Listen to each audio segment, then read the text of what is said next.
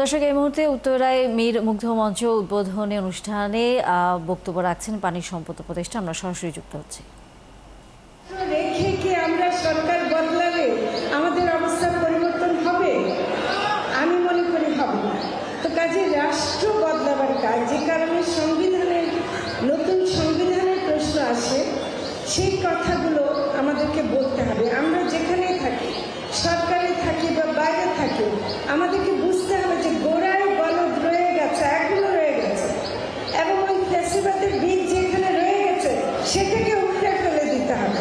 সেই ফ্যাসিবাদ যদি আমরা উপড়াতে না পারি, তাহলে কিন্তু আমাদের শহীদের তালিকা বাড়তে থাকবে, যেটা আমাদের কোনো মতে কাম্য না। আর একটি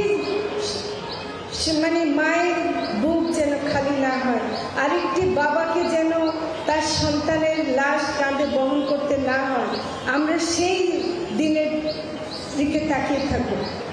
সেই বাংলাদেশ চাই। আমরা অনেক আন্দোলন করব, অনেক প্রতিবাদ করব, কিন্তু আমাদের বুকে গুলি করার মতো কোনো পুলিশ বাহিনী যেন তৈরি না হয়, সেই পুলিশ বাহিনীকে আমরা চাই না। যে পুলিশ বাহিনী আমাদের সন্তানদের বুকে গুলি করে, আমি সেই পুলিশ বাহিনী চাই না। তো কাজে রাষ্ট্রের পরিবর্তনের কথা বলে, রাষ্ট্রেরই সংস্কারের কথা বলে আমি আমার বক্তব্য শেষ করছি।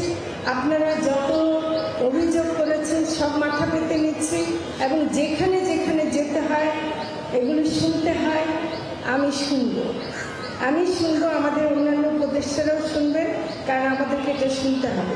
তো কাজেই আমি ক্ষমা চাচ্ছি। একই সাথে আমি বলছি যে আমরা পরিবর্তনের চেষ্টা করব, সেদিক থেকে আমাদের আন্তরিক চেষ্টার কোনো অভাব নাই, সেটা আমরা করে যাব, এবং সেটার জন্য আমি নিজের কথাটা বলে দিই। ধন্যবাদ।